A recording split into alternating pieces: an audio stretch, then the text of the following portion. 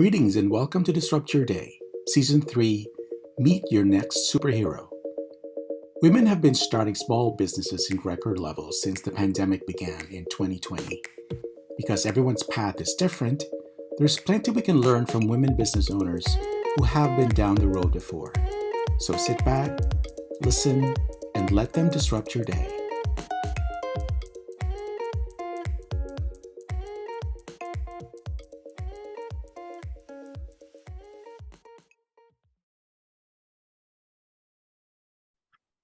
Hello, everyone. This is Pon Angara. I am the creative director of VisionReady. Now, VisionReady, we are definitely pleased to have one of our guests is Sandee Kastrul.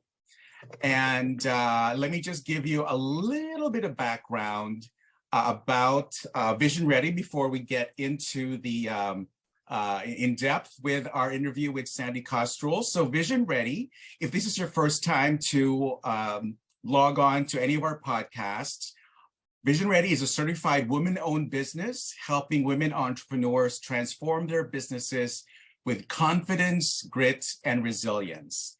We help open doors with the public and private sectors for grant opportunities to grow your company's bottom line. At the same time, we also work with you in terms of business strategy so that you know how to thrive and also how to succeed in business. So I would like to now give a little bit of introduction about Sandee Kastrul of i.c.stars. Now, the mission of i.c.stars is to activate a technology community of change agents to power social and economic freedom. And they work with low-income young adults, providing them with employment opportunities and preparing them for community-based advocacy, which allows these young adults to achieve social purpose. And i.c.stars stands for and behind these unique individuals, knowing that their success will lift not only their own lives, but also those lives that they touch. So at this point, I would like to give Sandee Kastrul, who is the executive director of i.c.stars, the head of i.c.stars, the floor, and to give a little bit more information about herself and also i.c.stars, and also we get into the topic at hand. So Sandee, welcome so much. Welcome and thank you so much for being here with us.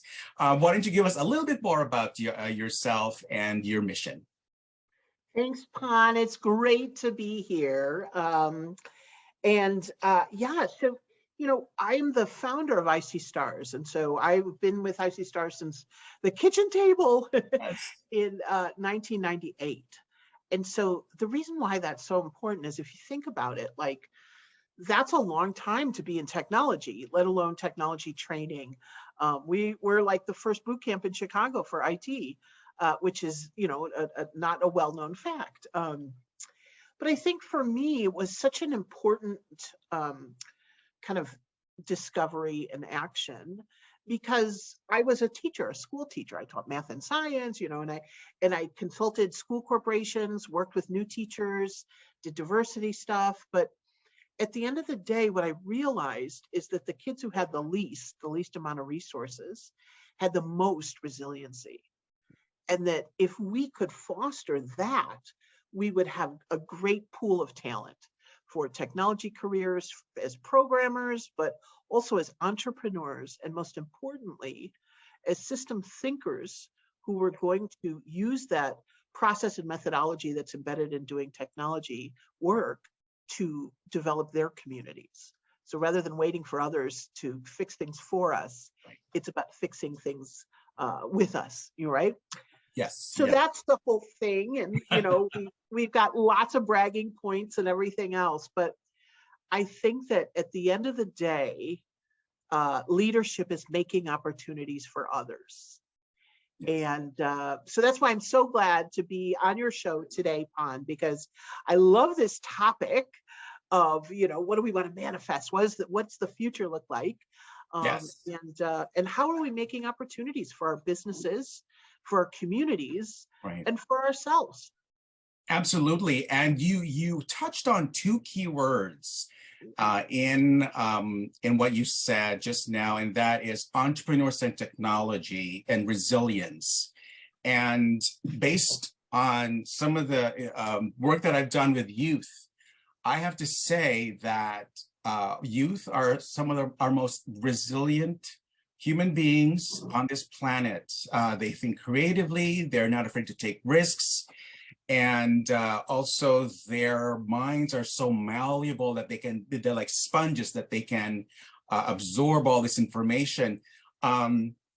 What are some of the strengths, aside from what I mentioned, that especially in the realm of technology, that you found to be what really sets apart the youth that you work with, and that makes them such a perfect fit for technology, for the future, for future jobs that don't even exist? I know you have so much experience in that realm, so give us some of that insight. Sure. So, I think you touched on this too, about the creativity with our young people. And I think that it's especially true and important in technology. That creativity, that sort of idea of doing more with less. Yes. That it's something that we're learning in business school versus something we live through as young people facing adversity. And that we're good at doing more with less. We're good at figuring out creative solutions for things because we might not have the money or the resources to just buy it, right? And in doing that, we not only exercise our creativity, but we exercise our ability to build solutions. And so the thing about, underserved, underrepresented folks is that we are walking between these worlds and having to adjust and figure out unwritten rules and really understand how things work. Right. Then we've got to kind of translate, figure it out, and come up with maybe a creative solution. Right. And then we've got to package it all up and sell it, right? Like that set of skills is basically what every entrepreneur goes through, right? Like figuring out what's the language of my customer, of my customer's customer. What is it? How do I adapt to this person? How do I sell to this organization? How do, all the way up to, how do we do more with less? How do we figure this out? And how do we really tap into the motivation of our customers? And I really believe that part of our kids today and their ability to move between cultures, to move between friend groups, to move between after school programs, to, all of those things. Right. What we're really learning how to do is to walk between worlds. Oh, I love that. I just love that phrase, Sandee, walk between worlds. Right? I just love that phrase. I really love that phrase. And the more worlds we can walk between, yes, the more we can do business, right? Like, and so thinking again about how powerful these resiliency skills are. Yes, absolutely. And speaking about walking between worlds, I think, at this time of the year, I know that we are all walking between times, between the end of the year and the beginning of the year. And so let's dive into our topic for this session, and that is starting the year right. What are your top 3 priority action steps for January of 2023? Now, I've talked to a few entrepreneurs before our talk here, and I find that, including myself, most of entrepreneurs and business leaders, there's so much juggling that needs to happen. It's really hard to prioritize because it's almost like you want everything to happen at the same time. But I know that as a way of managing time and also making sure that the most important things get done first. And, there is sort of like an arc to this narrative. Okay, what happens first? And then how do we get to the results that we want? What are your top 3 priority action steps for January? Okay, well, I love this question. Mm-hmm. And I first want to start with my big word. So I figure like this is like the poster. Mm. This is like, you know, if we were going to have a poster of the movie, which is our organization next year, like what would it be? Would it be like action? Would it be like romance? Would, you know, well, our poster, I think, would be like much more of a kind of feel good epic, you know, like wonderful, like the hero and the all of that good stuff. And I think that the key word on that poster or the name of it would be readiness. And Readiness. this is about readiness for me as a person, as a leader in the organization, and then as the organization. So we've got very specific growth goals ahead of us into new markets, into like deeper into the Chicago market. And so it's all about readiness. How do we get emotionally ready, physically ready, our infrastructure ready, our brand ready to go into new markets, to get beat up, to thrive, to all of those things? Like, what is going to be that guiding principle that brings us through to the other side? And so that I can ask myself, with all of the strategic kind of imperatives or, you know, your goals or objectives, do they apply to readiness? Is this goal going to make us more ready for growth, for scaling? And so when it comes down to the 3 action items, to answer your question the long way, I know you're like, Sandee, is for us, those 3 areas are quality, retention, and growth itself. Okay. So in quality, like being, so if you layer on readiness, right, it's about, is our quality, does the quality of our programs that we're going to be pushing out into new markets, is it ready? Is there more that we want to infuse in that? Is it, you know, same thing with retention. And it's not just, you know, you could think program retention. How do we want to say, go from 80% to 90% or whatever? It's also in our staff retention. Like, we're all coming from the Great Resignation, right, and the nonprofit sector was not immune to it. And so it's about how do we retain our greatest asset is our people. And in our program, but on our staff, on our board, all of our volunteers, our sponsors. So when we start to think about retention overall, why do people leave? Why do people stay? And why do people come? You know? Right. And then the third one is really growth, right? So what does it really mean to grow our program, grow the people, grow the number of jobs in our market? Is it growth of even our social enterprise? Like, you know, so thinking about those 3 priorities. That's excellent, and it's also interesting that you know, you first mentioned the word readiness, which also aligns with the you know, the brand of VisionReady, and because it's really about having that identity, having that setup, regardless of what you do, so that it becomes this guiding, this guiding force that keeps you on course. But I love what you said about quality, retention, and growth. So in terms of, let's start with quality. Is there something in the process, in the systems, that you think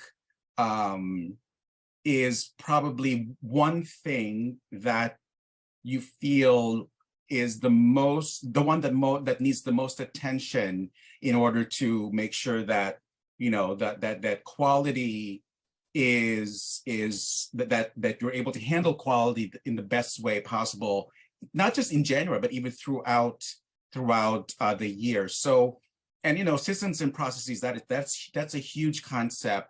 But is there an aspect of it that you feel is like the common thread that always needs to be attended to, just when in terms of the quality aspect?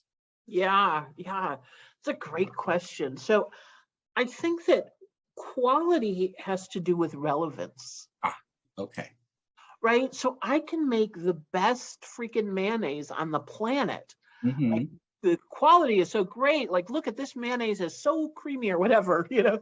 Right. But that if it's not relevant, if we don't eat mayonnaise anymore, if we found out that like mayonnaise kills people, you know, the quality goes away, right?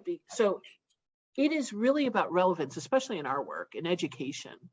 So if we're not relevant in our methodologies to deliver education, our learners aren't going to sit for it, right? They're going to be like, whatever, this is so 1985, you know? And we're technology, like things are changing all the time. But I think the same thing is true for any product or service.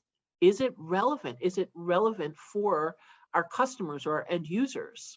Right. And how are we making sure that it is, right? So, you know, we're going to be undertaking a big, we're starting to undertake this big project of like, how do we define quality for our programs? And then how do we sort of evaluate, are we delivering quality? And then hold ourselves accountable to that. Yes. So forgive me, I need to take notes because everything you're saying is just wonderful learning nuggets.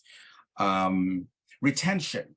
What do you feel is the glue that holds i.c.stars together? Yeah. So I do believe that the glue in kind of retention is people want to be claimed. People want to feel like they're a part of a community that's doing something exciting. And I could easily say retention, we just need to pay people more by 5%, 10%, you know, like, I think sure, comp is a part of it, right? But at the end of the day, it's about what we learned out of the Great Resignation is that if people feel good about what they're doing, if people feel connected and they're part of something bigger, they're staying and they're fighting for it. But if people are transactional, like I'm just coming to get something or to get a paycheck or to this is the next step in working at Microsoft, you know, like whatever that is, then you're not going to retain people because this is a step on the way to somewhere else. Right. No, I totally agree with that. Connectivity, community, and because that, of course, that's also part of the culture, all the C's, you know, community connected culture. So I totally agree with that, Sandee. Oh, sorry. I was just going to say, and you know, one more thing about that. Like, so I give a talk quite a bit in the community around this notion of what community do you claim? I like that. And does it claim you? Something to think about. Right? And so many people, when you say, what community do you claim? You could see their brain saying, oh yeah, well, I claim my Black community. I claim my book club. I claim my neighborhood community. I claim my religious community, like all these things we think of. But when I ask them, and does that community claim you? Then you see people kind of like sit back a little bit because they're really wondering like, am I being claimed? Right. And so the question then is, what does it mean to claim each other? Right. What does it mean to claim people in the world like that don't agree with us? Right. It's not binary, win or lose, good or bad, all of those things. It's actually the space in between where innovation happens, where collaboration happens, where liberation happens. And so I think about that in terms of our companies. Are we claiming our people? Do our people feel claimed? And do they claim us? Right. Because that intersection has to be there. Otherwise, there is the gap, like you said. You know, is there an empty, is there actually a gap that we don't see? So, I mean, intersections, that's where change happens. And that's where relationships are also built when we, you know. But thank you. I love that. Are you being claimed? Something to think about. We'll have to follow that up with another podcast, with another session. So you're feeding me with future topics here, Sandee. So this is wonderful. So my third question and this will be, probably my final question before we wrap up is, in terms of growth, how do you monitor growth? How do you identify growth? Whether it's I don't want to go, because again, it's such a big topic, to talk about measuring, but how do you monitor and identify that, oh yeah, this is evidence of growth, and what are those milestones, and when does it happen? How do you mark those in within the year? Well, I think the first thing is to define what growth means to you, Mm-hmm.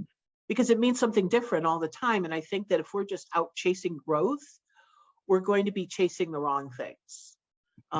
So really sitting down and defining what is growth. For us, is growth new markets? Is it, being in 8 cities by, 2040? Or is it the growth in an existing market? So like maybe we do GED classes, maybe we kind of start before the i.c.stars, or maybe it's for our alums, like doing a business planning incubator and like really help those entrepreneurs start their businesses. So really thinking like, because growth can also be like partnerships. So we could do a regional play where we work with great organizations, so defining that, I think there's a lot of creativity that goes into that, and a lot of passion. Like, what are we passionate about when it comes to growth? Because, growth for growth's sake is cancer. Okay. And so it hit me deep here. Yeah. But so to be very deliberate about where it is that we're growing, and that, we're not always measured by how big we are. Sometimes we're measured about how we make people feel, or the opportunities that we make. And I'm not saying that it can't be quantified, because we have to be able to measure it. Otherwise, it won't last. And so defining it, and then finding those measures for, are we doing that?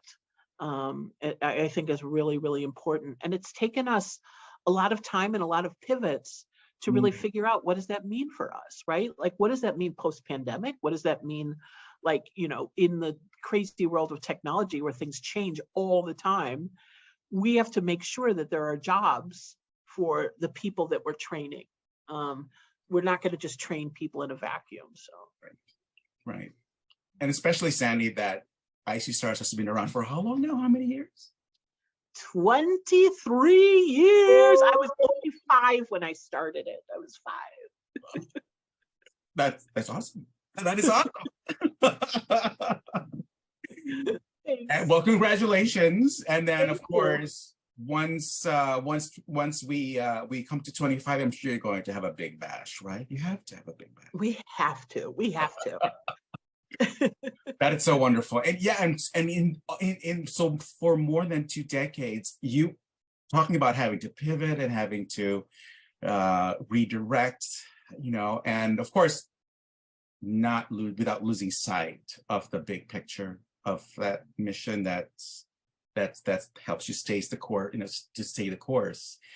It is a challenge, but again, I think everything that you mentioned here, quality, retention, growth, defining each one, and valuing your people, everything that you've mentioned just helps you through those changes and to be able to stay the course. Yeah. Those changes. So thank you for that. So we are coming up to our time. So I just wanted to ask you, Sandee, are there big, or not so much big, but are there meaningful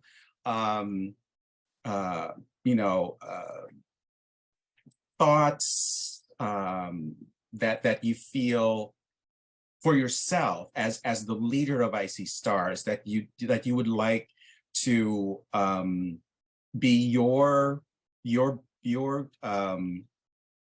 guiding star, or your North Star, I should say, that will be your motto, I should say. What is your motto for 2023 that will be the guiding light or the North Star for you? I think it goes back to readiness, Mhm. and that really asking myself as a person, as regular old Sandee, am I ready for what's next? Am I ready for this change? Am I ready for this intern? Am I ready for, like what does it take for me to get ready? Okay. So that it's a process. I'm not, I think as leaders, sometimes we get stuck in that way of like, well, I am done. I'm finished now. I'm just a wise person, So, in that we as leaders, I was at a conference a few weeks ago where someone asked the question, in our organizations, are the best times in front of us or behind us? Oh, okay. Mm. And I just love that, right? Because so often we're under the assumption, especially as founders, right? The best days are behind us. We did this and this and this, and because we're always having to tell the story of the origin and of this. But really, my goodness, our best days are in front of us. Are you kidding me? Like this, and that's what it's all for. And so are we ready for the best days being in front of us? And then the other side of that question I'd like to just put out there. This was my girlfriends and I did this whole fun thing last year for New Year's. And we said, okay, what's your style theme for the next year? And I was, mine was chic Chappelle. So, and it's always got to be two words, right? Oh, so like, okay. I like Chappelle's like hoodies and blazers. I love that like boyish thing, but then like I'm professional, but Yeah. chic. So I want to like elevate it a little. Chic Chappelle. My other friend was like bougie circus. So she likes like big colors and she's going to be all like fabulous, but like kind of bougie, right? Like high end, mysterious. Like, so I think that's a fun way to kind of end this interview and to say, for all of you listening, like, what is your style profile for you and for your business? So I'll turn it back to you, Pon. What's yours? What is my style profile? I am always thinking about food metaphors whenever I have something that I need to inspire, that I need to inspire myself. So I'm all into food metaphors. And I'm a big foodie too. So I would say that my style profile is, this is going to sound a little out there. It is spicy, sassy. Ooh, spicy, sassy. Right, because spicy alone is like, woof, spicy, but sassy, like kind of grounding that with like, it's going to be spicy, it's going to be sassy, and it's going to be unforgettable. Time with Pon. Yeah. Oh, thank you so much, Sandee. That actually gives me that gives me strategy for what I'm going to do for 2023. So you just helped me define what my whole 2023 is going to be like. So thank you so much. Of course. And to all you listeners and viewers, I would love for you to share what is your style profile in the chat or in the comments. And thanks to Sandee Kastrul, we have that now. This is going to be a conversation starter for VisionReady. So thank you so much, Sandee. And I hope that 2023 will bring you much light, much love, and much laughter for every second of 2023. And we thank you for joining us today. And I'm hoping that we can invite you again in the near future, because there's so many follow-ups that I'm thinking about, that you opened up some more topics here. So yeah, we will definitely see you again. We will approach you again, I promise. But thank you again, Sandee, for your time and for your insight. I look forward to seeing more of your style profile for the rest of the year. Yay. Thank you, Pon. It's a blast as always to hang out with you. Thanks, Sandy. And thank you, everybody, for watching. Thank you. Thank you for listening and letting us disrupt your day. Be sure to subscribe to our podcast. For the latest entrepreneur buzz, please sign up for our newsletter by using the link in the description. Remember, be the change you want to see in the world. Until next time.